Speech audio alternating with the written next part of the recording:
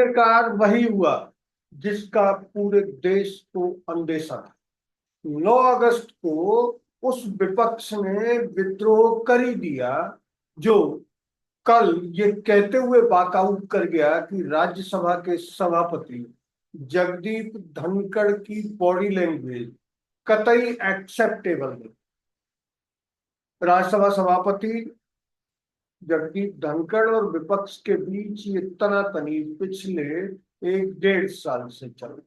पिछली लोक राज्यसभा में भी, यानी लोकसभा चुनाव होने के बाद अब जब सदन रुकता है, उससे पहले 2019 से 2024 तक के कार्यकाल में भी जगदीप धनखड़ जैसे ही सभापति बनकर आए, उन्होंने सीधे सीधे विपक्ष को निशाने पर लिया।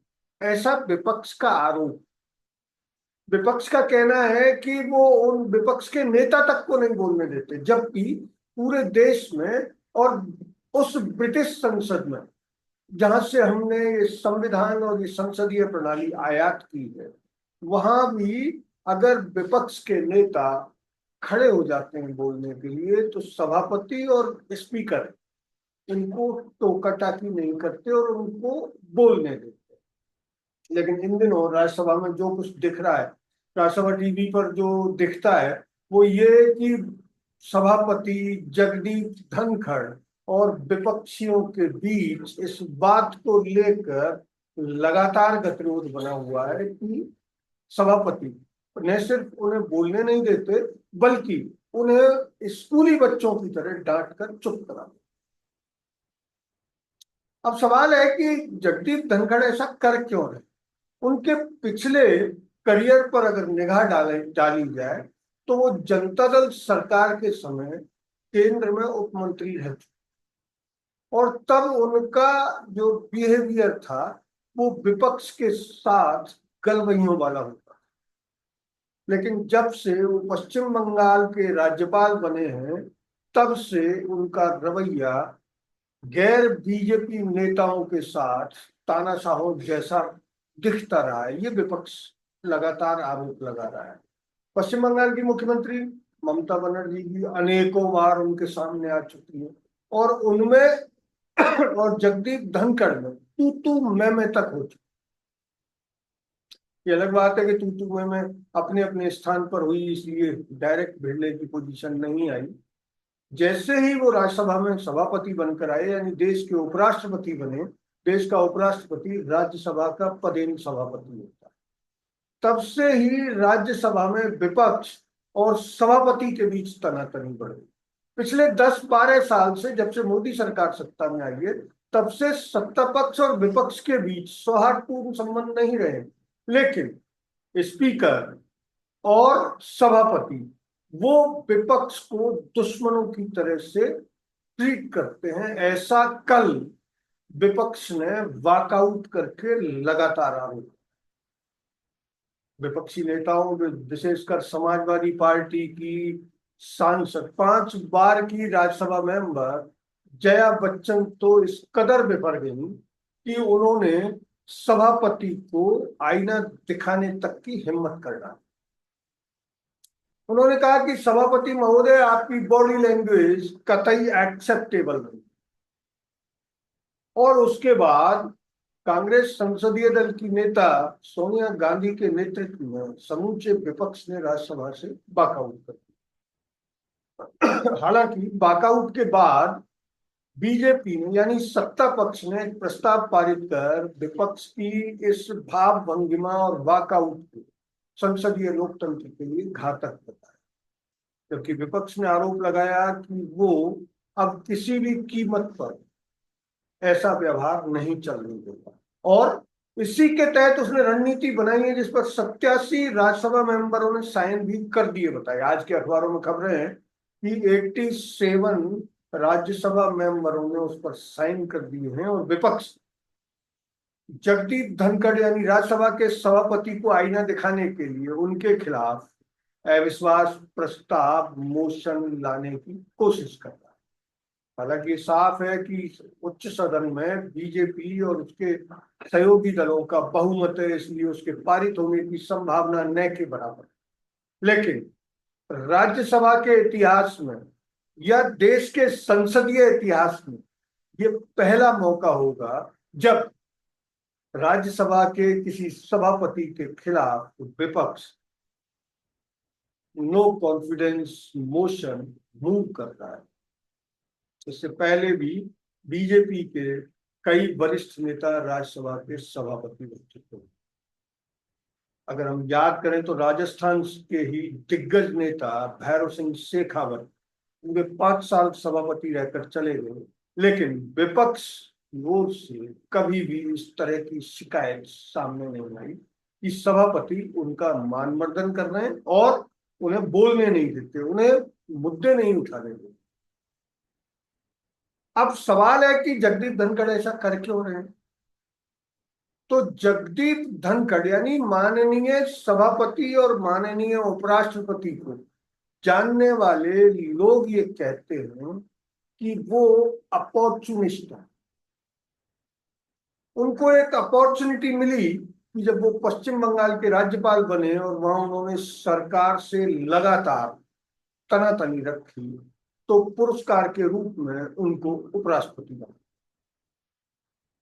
उनको जानने वाले लोग कहते हैं कि माननीय सभापति माननीय उपराष्ट्रपति की नजर राष्ट्रपति पद पर, और वो ये मान रहे हैं कि उनकी मौजूदा भाव भंगिमा बीजेपी के मौजूदा नेतृत्व को न सिर्फ खुश करेगा बल्कि उसको ऐसे ही लोगों की जरूरत है, ऐसे ही नेताओं की जरूरत है। तो निश्चित तौर पर जब राष्ट्रपति द्रौपदी मुर्मू रिटायर होंगी तो जगदीप धनखड़ यानी माननीय सभापति और माननीय उपराष्ट्रपति को ये उम्मीद कि बीजेपी नेतृत्व में राष्ट्रपति बना सकेगा, इसलिए वो अपनी भाव भंगिमाओं को कतई नरम करने के लिए तैयार है। ऐसा उनके नजदीकी लोग और विशेषकर जयपुर हाई कोर्ट में उनको जानने वाले कई एडवोकेट्स ने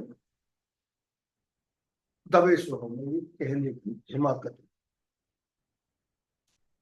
जगदीप धनखड़ का यानी माननीय उपराष्ट्रपति और माननीय सभापति का ये व्यवहार उसी तरह का है जिस तरह 1.5 साल पहले जयपुर में पीठासीन अधिकारियों का एक जो सम्मेलन हुआ था, उसमें उन्होंने उच्चतम न्यायालय तक को चुनौती देने की हिमाकत।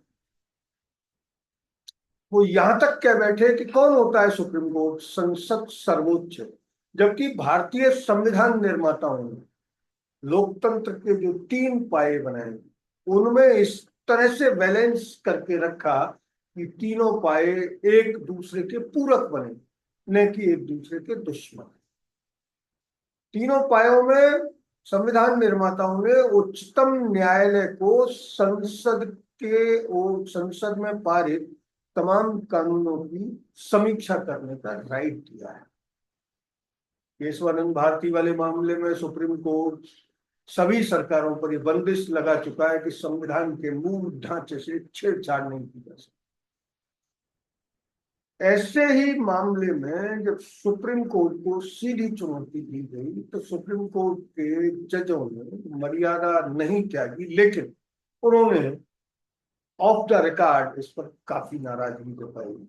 ये संविधान से मिला हुआ अधिकार है, संसद सर्वोच्च है, निश्चित तौर पर सर्वोच्च है, लेकिन संसद अगर गलत करती है, कई ऐसे कानून संसद से पारित हुए हैं जिन्हें सुप्रीम कोर्ट ने समीक्षा के दौरान रद्द किया है, उन सबको देखते हुए सुप्रीम कोर्ट को जो राइट संविधान ने दिया है संसद में पारित निर्णयों और कानूनों की समीक्षा करने का, वो असल में लोकतंत्र में संसद को निरंकुश होने से रोक रहा है। पिछले 10 साल में देश ने देखा है कि केंद्र में मजबूत सरकार के नाम पर जब मोदी सरकार बनी तो उसने विपक्ष को कतई महत्व नहीं दिया और ऐसे कानून पारित कराए हैं जो कार्यपालिका के लिए मुसीबत बनकर खड़े हो रहे हैं। अभी जो बीएनएस भारतीय न्याय संहिता जो इंडियन पेनल कोड को बदलकर जो कानून पारित कराए गए हैं उनसे कई विसंगतियां खड़ी हो रही हैं। सबसे बड़ी विसंगति उस कानून की जो बताई जा रही है, वो बताई जा रही है कि इस कानून में पुलिस के एसएचओ को ये राइट मिल गया कि वो एफआईआर दर्ज करे या नहीं करे। वो किसी भी मामले को कि मैं 10 दिन में जांच करके और इस पर फैसला दूंगा कि एफआईआर दर्ज हो या नहीं हो, वो राइट पूरे देश के नागरिकों के जो संविधान प्रदत्त अधिकार है उन पर कुठाराघात बताया जा रहा है। ऐसे कई मामले हमारी जानकारी में भी आए हैं कि एसएचओ ने गंभीर गैर इरादतन हत्या वाले मामलों में भी एफआईआर दर्ज करने से इनकार कर दिया और मजबूरन पीड़ित के पिता, यानी कि जिस बेटे की मौत हुई उसके पिता को अदालत की शरण लेकर एफआईआर दर्ज करवा। इन हालात में जब माननीय उपराष्ट्रपति और माननीय सभापति जगदीप धनखड़ ने उच्चतम न्यायालय को चुनौती दी, तब उनकी खासी आलोचना हुई, न सिर्फ कानून के क्षेत्र में बल्कि उन नेताओं ने भी उनकी दबे स्वरों में आलोचना की जो कानून के जानकार।